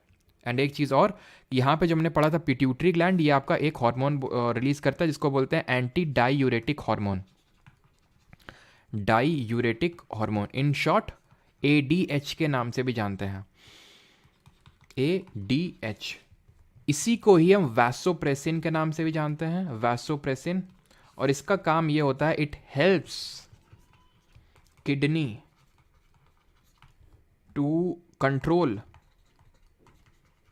The amount of water. जब हम एक्सक्रीटरी सिस्टम पढ़ेंगे तो वहाँ पे किडनी का मेन फंक्शन पढ़ेंगे, तो वहाँ पे हम किडनी का जब मेन फंक्शन पढ़ेंगे तो इस चीज़ को फिर से रिकॉल करिएगा कि जो ADH hormone it helps the kidney to control the amount of water, ठीक है, वाटर। तो ध्यान रखना है पिट्यूटरी ग्लैंड पीयूष ग्रंथि रिलीज करते हैं। अब आते हैं लास्ट हार्मोन पे and that is melatonin. Melatonin को रिलीज करता है कौन? Pineal gland. जिस पीनियल ग्लैंड जो है ये पी साइज का, दैट इज मटर का जो दाना होता है, मटर का जो दाना होता है उसके साइज का होता है ये ग्लैंड। यहाँ पे अगर आप ध्यान से देख पा रहे होंगे तो ये छुटकू सा है, ये आपका हाइपोथैलेमस जो रीजन है ना, हाइपोथैलेमस, सॉरी हाइपोथैलेमस तो पिट्यूटरी ग्लैंड, जो पिट्यूटरी ग्लैंड है वो हाइपोथैलेमस रीजन में आता है। ये पीनियल ग्लैंड बहुत छोटा सा होता है, मटर के दाने का शेप का, तो पीनियल ग्लैंड यहाँ पे लोकेटेड है और ये मेलाटोनिन को रिलीज करता है। मेलाटोनिन जो है हमारा स्लीप साइकिल को रेगुलेट करने का काम करता है। मेलाटोनिन ही स्लीप साइकिल को रेगुलेट करता है, ये ब्रेन में आपका लोकेटेड होता है। ठीक है, अब आ जाते हैं अपने, ये तो हमारे वैसे सब हार्मोन हो गए, अब आ जाते हैं सेक्स हार्मोन्स पे। तो सेक्स हार्मोन मेल में होता है टेस्टोस्टेरोन, जिसको कि हमारे जो टेस्टिकल्स होते हैं वो रिलीज करते हैं। जो टेस्टिकल्स होते हैं ये भी हमारे मिक्स्ड ग्लैंड्स में ही आते हैं, एंजाइम भी रिलीज करते हैं ये। फीमेल्स में जो होते हैं हमारे, ये ओवम जो रिलीज करता है एस्ट्रोजन एंड प्रोजेस्टेरॉन। ये जब हम रिप्रोडक्टिव सिस्टम पढ़ेंगे तो वहाँ पे भी हम इसके बारे में थोड़ा विस्तार से चर्चा करेंगे। टेस्टोस्टेरॉन जिसकी वजह से आवाज़ भारी होती है लड़कों की, ठीक है, बियर्ड आती है, ठीक है, बाल आते हैं। फीमेल्स में वही जो फीमेल में जो कैरेक्टरिस्टिक होती हैं, आवाज़ जो शिल होती है। अच्छा जल्दी से बताओ, जो आपकी एम्पलीट्यूड होता है, फिजिक्स में हमने पढ़ा था, एम्पलीट्यूड किसकी वॉइस किसकी ज़्यादा होता है, मेल और फीमेल?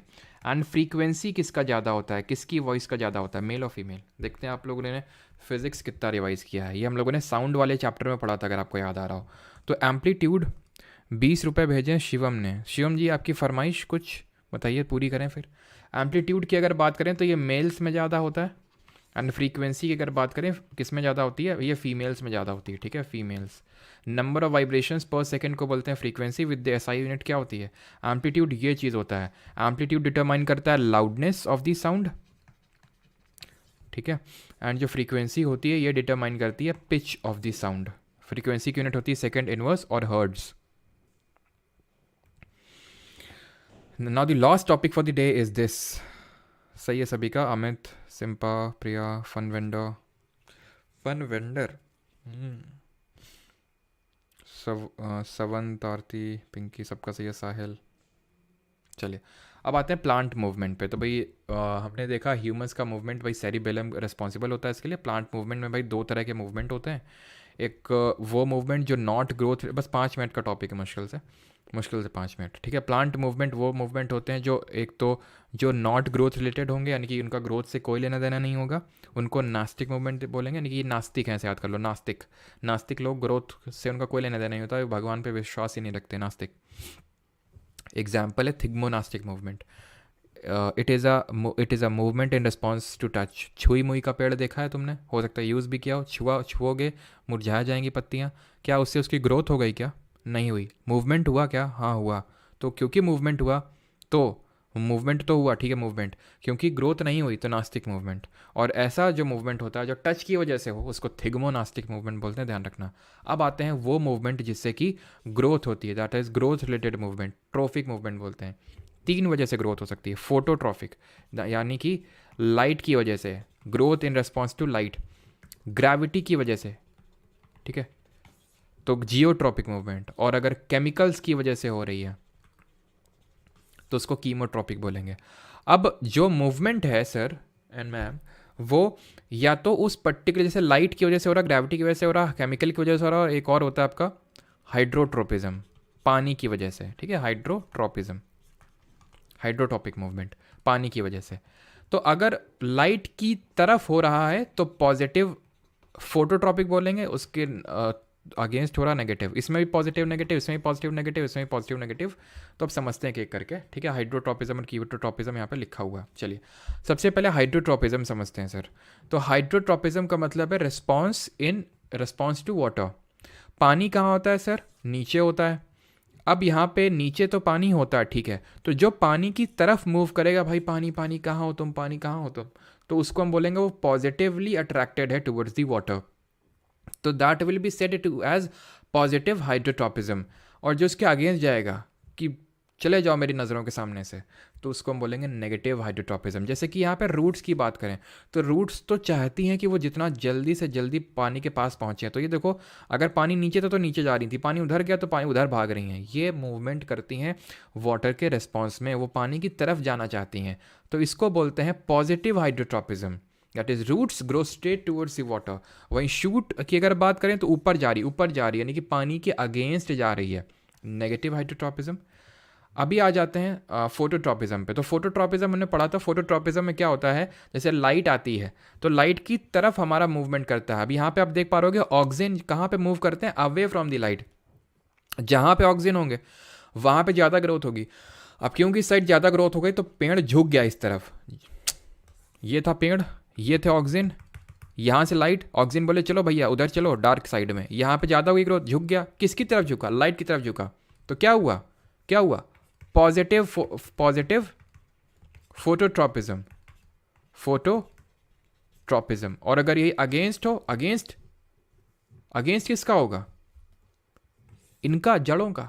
जड़ नीचे भाग रही है, सूरज लाइट ऊपर है, ये लाइट की तरफ भाग रहा है, जड़ नीचे भाग रही है। तो रूट कैसा शो करेंगी, roots will show negative phototropism. चल क्यों नहीं रहा भाई, roots will show negative phototropism, और जो पॉजिटिव है ये दिखाएंगे हमारी शूट्स या फिर स्टेम।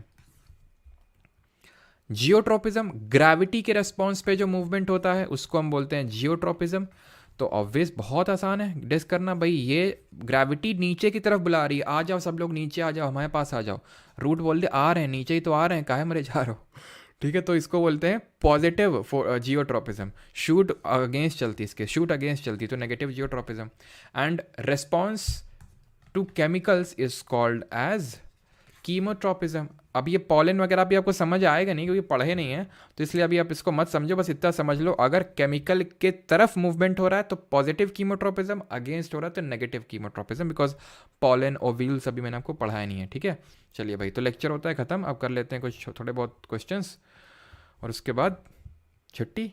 कलर लेके आए हो कि नहीं सब लोग, हैं क्या ऐसे ही आ गए हो, कलर वगैरह तो लेके आए होगे ना आज। करो question, which part of the brain is instrumental in making it possible for a person to perform an activity such as picking up a pencil from the floor. कौन सा होगा, नहीं लाए, ओ शिट।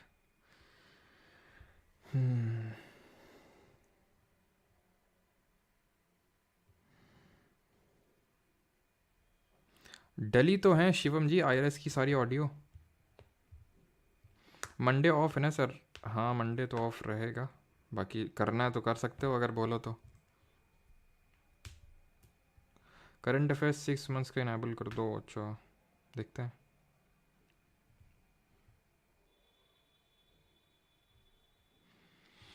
चलिए, तो बी आंसर दे रहे हैं, बिल्कुल बी सेरिबेलम होगा। किसी कोई दिक्कत तो नहीं है सर, क्योंकि ये मूवमेंट के लिए रिस्पॉन्सिबल होता है, तो ये मूवमेंट पोजीशन ये सब इसके लिए सेरिबेलम रिस्पॉन्सिबल होता है। हाइपोथैलेमस किसके लिए, हंगर थर्स्ट इन सब के लिए।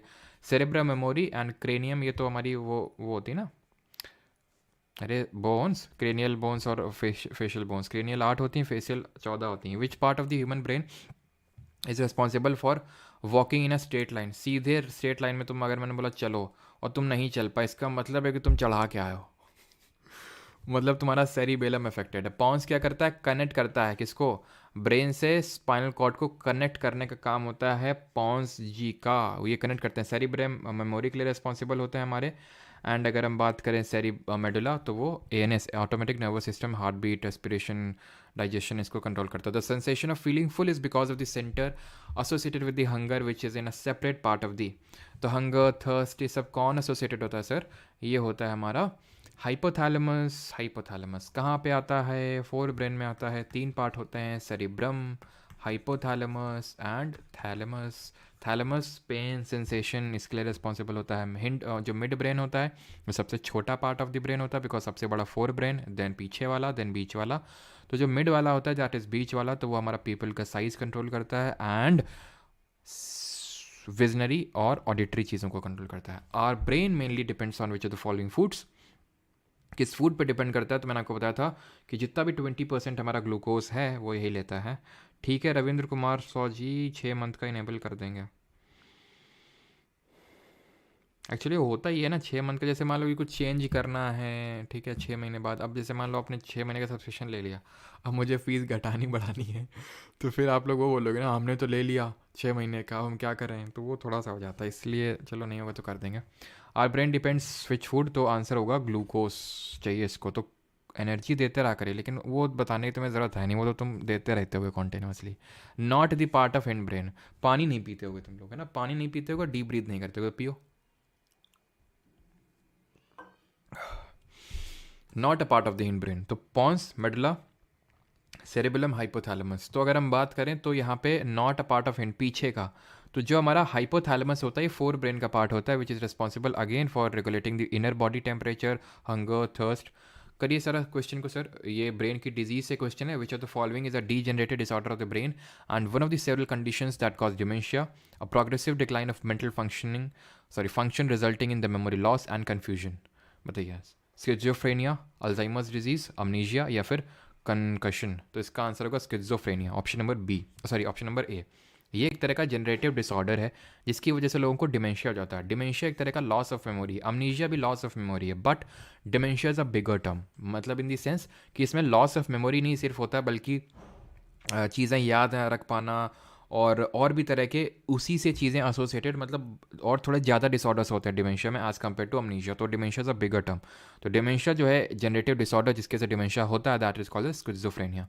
क्वेश्चन नंबर, और इसको पता है डुअल पर्सनैलिटी, सॉरी मैं क्या बोल रहा हूँ, ये अल्जाइमर डिजीज़ होता है आपका, ठीक है, अल्जाइमर डिजीज़ होता है। स्किज़ोफ्रेनिया जो होता है इसको हम डुअल पर्सनैलिटी डिसऑर्डर बोलते हैं, ठीक है। डुअल पर्सनैलिटी का मतलब ये होता है, डुअल पर्सनालिटी डिसऑर्डर का मतलब ये होता है कि भाई आप आपने पता नहीं देखा है कि नहीं देखा है, कुछ लोग होते हैं जैसे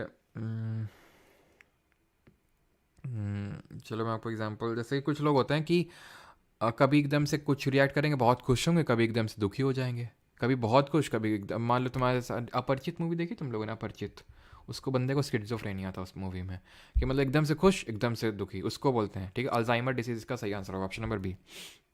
अगला question, identify the type of cell that is long and branched. कौन सी जो कोशिका होती है वो लंबी होती है और उसमें शाखाएं निकली होती हैं। तो अभी हमने देखा था ट्री से किसको कंपेयर किया था, हमने कंपेयर किया था नर्व सेल को, ऑप्शन नंबर है। ग्लैल सेल्स भी होती है, न्यूरॉन इनको बोलते हैं। न्यूरॉन में क्या होता है, ये डेंड्राइट होती है, देन सेल बॉडी, साइटॉन होती है, न्यूक्लियस होता है, एक्सन होता है, एक्सन में माइलिन शीथ होती है, यहाँ पे क्या होते हैं, नोड ऑफ रैनवियर होते हैं, ठीक है, एंड श्वान सेल्स होती हैं जिसकी वजह से ये बनता है आपका, एंड देन यहाँ पे होता है हमारा एक्सन टर्मिनल, सॉलिड। चलिए आगे बढ़ते हैं सर। अच्छा बताइए, आरबीसीज कहाँ पे बनती हैं, कहाँ ख़त्म होती हैं, एंड आरबीसीज का टाइम पीरियड कितना होता है, आरबीसीज का शेप क्या होता है। बैच में let's make it easy, current affairs magazine included नहीं है, बैच वालों को अलग से डिस्काउंट है, एसएससी कोड का यूज़ करेंगे वो लोग करंट अफेयर बैच में, तो उनको लिए अलग से डिस्काउंट है। आधा सिर दुखता, दो इसमें सुरभि, किस में भाई, जेके रॉलिंग, उसको माइग्रेन बोलते हैं। बिल्कुल सही, स्प्लीन, बिल्कुल सभी लोग को इसका आंसर करो। तो ये बनता बोन मैरो में, ख़त्म स्प्लीन, जिसको स्प्लीहा बोलते हैं, स्प्लीन में क्योंकि ख़त्म होता है इसीलिए इसको ग्रेव यार्ड ऑफ आरबीसी के नाम से जानते हैं। अरे यार तुम लोग जा रहे हो यार, हम सोचे तुम लोग के रंग वंग लगाएंगे, लेकिन वही है, खैर इमोशनल कर देते हो तुम लोग, आंखों में आंसू आ गए मेरे, ठीक है, छोड़ो। ग्रेव यार्ड इनको बोलते हैं, ग्रेव यार्ड ऑफ आरबीसीज।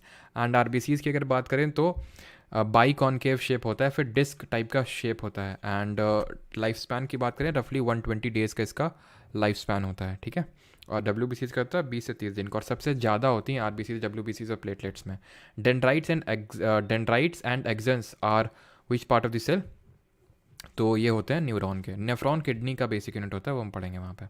अच्छा डब्ल्यू बी सीज का मेन फंक्शन क्या होता है, ज़्यादा क्वेश्चन नहीं है आज, बस थोड़े से ही ब्रेन से ही क्वेश्चन है, एक्चुअल में वो हार्मोन के क्वेश्चन में रख नहीं पाया, ठीक है, तो कभी और कर लेंगे। तो ब्रेन के मेनली क्वेश्चन इसमें।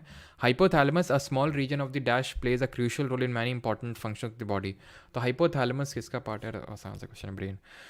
1873 में who publish the first photograph of nerve tissue stained with the black reaction technique describing a whole nerve cell. तो किसने डिस्क्राइब किया था पूरे नर्व सेल को, यानी सबका सही है।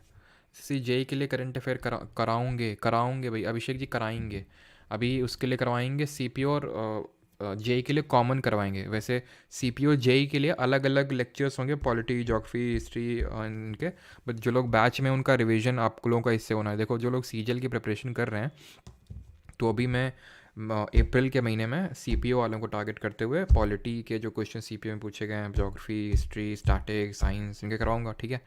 सिमिलरली ऐसे मई में भी मैं करूँगा, ठीक है। तो आप लोग उसको एज अ रिवीजन के तौर पर लेना, बिकॉज आपकी चीज़ें हो चुकी हैं, तो आपका वहाँ से रिवीजन होगा। एंड देन उसके बाद हम पीवाई की सीरीज़ पार्ट 4 स्टार्ट करेंगे, एंड सीपीओ एंड जे के लिए कॉमन करंट अफेयर्स आएंगे, कॉमन करंट अफेयर्स वीडियो आएगा, ठीक है। क्लियर होएगा। तो अब यहाँ पे अगर बात करें तो ये कैमिलियो गोल्गी, जिन्होंने गोल्गी apparatus डिस्कवर किया, तो उन्होंने ही न्यूरॉन नर्व सेल के बारे में बताया था, ठीक है। ब्रेन, यहाँ पे मैंने WBCs का फंक्शन पूछा था, ये डिफेंस मैकेनिज्म प्रोवाइड करता है, तो कोई भी अनवांटेड चीज़ आ जाती है तो उसको मारने में काम करता है। RBCs हमारे ऑक्सीजन की सप्लाई करते हैं, बिकॉज इसमें हीमोग्लोबिन में हीम नाम का एक कंपाउंड होता है which is high affinity for the oxygen, iron उसमें होता है आपका। अब गोल्गी एक बार बात करें, गोल्गी apparatus हमने पढ़ा था, जिसका मेन काम होता है पैकेजिंग डिस्पैचिंग का, तो इसीलिए हम इसको क्या बोलते हैं, विलियम हार्वे ने जो है ब्लड सर्कुलेशन की खोज करी थी, ब्लड सर्कुलेशन, ठीक है। अच्छा बताओ जल्दी से, गोल्गी apparatus को हम किस नाम से जानते हैं? 11th, what is the largest part of the human brain? तो लार्जेस्ट पार्ट क्या है ह्यूमन ब्रेन का? हम सभी जानते हैं सेरिब्रम, 2/3 पार्ट है। अब यार इतने क्वेश्चन आप कर लोगे, ठीक है। 8 क्वेश्चन आपके लिए होमवर्क के लिए। थर्मो रेगुलेशन के लिए कौन रिस्पॉन्सिबल होता है? थर्मो रेगुलेशन का मतलब क्या होगा? अंदर का जो टेम्परेचर होता है, तो हाइपोथैलेमस आंसर होगा, ठीक है। तो आप कर सकते हैं।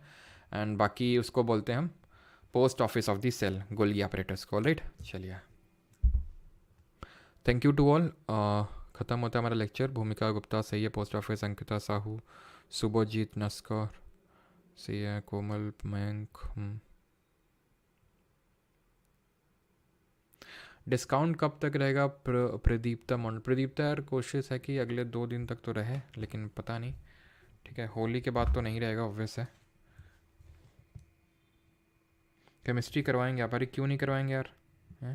केमिस्ट्री क्यों नहीं करवाएंगे? और हाँ भाई, आज जो है, आज डिस्ट्रीब्यूशन किया था, you would be glad to know, है ना। बच्चों को कलर्स दिए थे काफ़ी सारे, एंड बच्चों को पिचकारी को इंग्लिश में क्या बोलते हैं, किसी को पता है? पिचकारी दी थी बच्चों को आज, ठीक है। काफ़ी सारे, आज 2 स्कूल में दिया था। पिछले वाला दिया था जो बुक्स वगैरह जो दिया था, एक स्कूल में था। आज 2 गवर्नमेंट स्कूल में दिया गाँव में, ठीक है। उसकी फ़ोटो एंड वीडियो पोस्ट करेंगे टेलीग्राम पे, है ना। तो परमार SSC टेलीग्राम पे वो पोस्ट करेंगे, नहीं को तो यूट्यूब पे देखते हैं, अगर वीडियो आ जाएगा शॉर्ट वीडियो के फॉर्मेट में तो पोस्ट करेंगे ना। आप लोगों को भी तो थोड़ा अच्छा फील हो, है कि नहीं? तो ताकि आप लोग भी जब थोड़ा पैसा अर्न करो तो आप लोग भी थोड़ा डोनेट करो, है ना। मतलब डोनेट इन द सेंस इस तरह से, वैसे तो मैं नहीं बोलता हूँ कि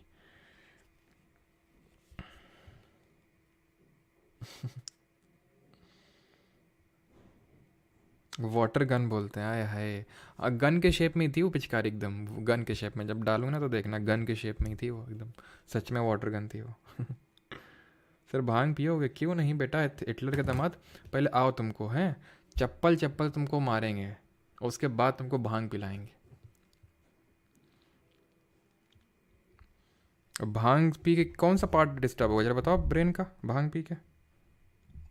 जब वाटर गन बोलते हैं, पहली बार हमको पता चला वाटर गन बोलते हैं। वाटर पानी, गन मतलब बंदूक, पानी की बंदूक है, पिचकारी बोलो सीधे। वाटर गन, बढ़िया है वाटर गन।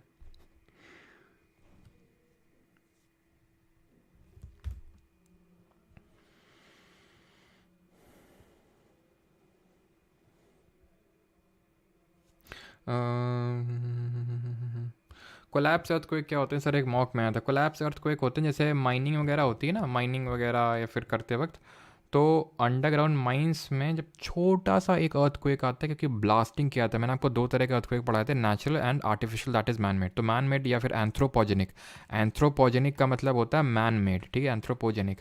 तो भाई जब ये विस्फोट हुआ तो अंदर की जो चीज़ ढह गई उसको बोलते हैं कोलैप्स, उसकी वजह से जो कर गया। अब मॉक में तो यार कुछ भी पूछते हैं, तो ज़्यादा लोड मत लिया करो, ठीक है। जितना हम करवा रहे हैं उतना आप करते रहो बढ़िया से ना। हैप्पी बर्थडे, अच्छा रुक जाओ बेटा। सर गल दो रंग लगाना है, अच्छा। हंसदे चेहरिंदे का मतलब ये नहीं होता कि कोनो तकलीफ नहीं होती, कुछ ऐसा है ना, तो बस। पौवा पियोगे सर? हाँ, सबकी अलग अलग डिमांड आ रही, पिलाएंगे तुमको, मिलो तो एक बार तुम। कल रेलवे का PYQ होगा, कल रेलवे का PYQ क्यों होगा भाई? कल संडे है, हैं? हमको भी किसी के रंग लगाना है।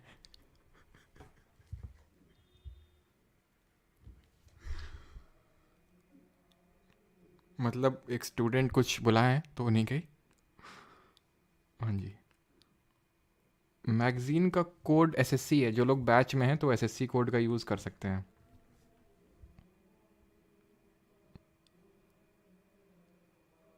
हमारी पिचकारी कहाँ है, वो तुम्हारे पास है।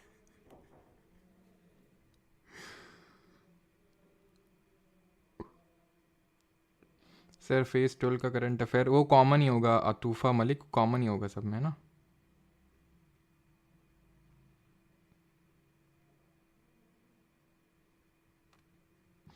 किसको सर बताया, तो कुछ स्टूडेंट आएंगे कल, बोल रहे थे सर हमने आपको पहचान लिया आपकी वॉइस से। अभी गए थे एक जगह पे। अब तुम लोगों को पता नहीं, पता जहाँ पे मैं मतलब रनिंग के लिए जाता हूँ तो वहाँ पे कुछ स्टूडेंट हैं। बेचारों को पता नहीं, एक दिन डिस्कस कर रहे थे परमार सर कानपुर गई है, हम बगल में खड़े में, अच्छा कानपुर गई है। सर की शादी हो चुकी है, अच्छा ये कब हुआ भाई? अच्छा नवस्ता से हो।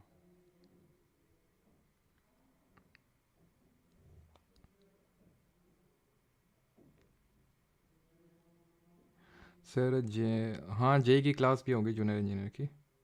सर थोड़ा बात कर लिया करो यार। अच्छा तो ये बात ही कर रहे हैं, हाँ।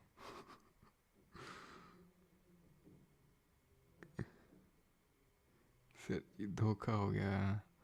सर प्लीज़ एक टेस्ट सीरीज़, और कल टेस्ट भी होगा ठीक है। कल जो ऑल इंडिया मॉक टेस्ट होता है तो 6 नंबर का आई थिंक होगा, तो कल वो होगा ठीक है। All India mock test 6, Parmar academy app live section में वो फ्री रहता है सभी के लिए। और जो ये डिस्ट्रीब्यूशन होता है पिचकारी यानी वाटर गन या फिर जो भी होता है संडे को, वो उसी का ही पार्ट होता है। तो हर टेस्ट का 2,000 रुपये मैं अलग से साइड रख लेता हूँ, जो आप लोगों को पहले मैंने वो एक अवार्ड के तौर पे बोला था, तो आप ही लोगों ने बोला था ठीक है सर दे दिया करो, है ना, इस तरह से तो वो ज़्यादा बेनिफिट करेगा।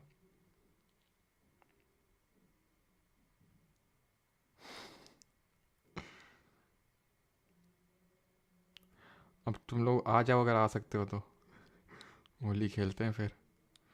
हाँ लेकिन तुम लोग चेहरा देख लोगे फिर मेरा, फेस रिवील हो जाएगा मेरा, और ऐसे हम करेंगे नहीं।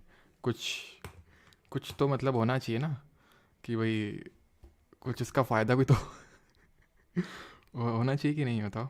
हैं?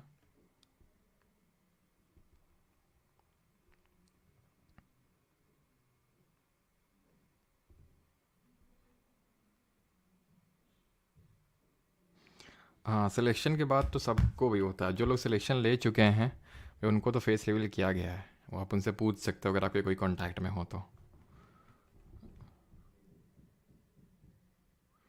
चलो भाई थैंक यू सभी को, अरे मजाक कर रहा था भाई।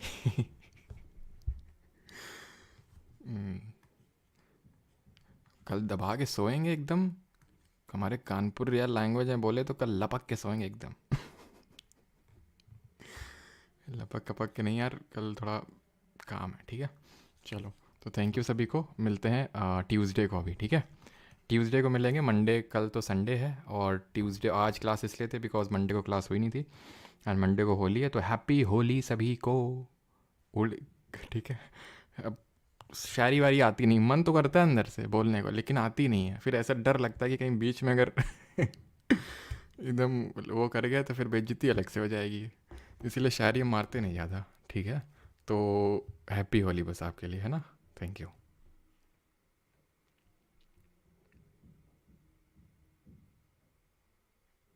एक दिन पक्का आएंगे बिल्कुल, मुंह दिखाई देंगे हम। अच्छा घूंघट उठाओगे हमारा। चलो भाई थैंक यू सभी को, अब ज़्यादा बात नहीं कर पाएंगे, भूख लगी है, खाना खाना है ठीक है। थैंक यू, हैप्पी होली सभी को।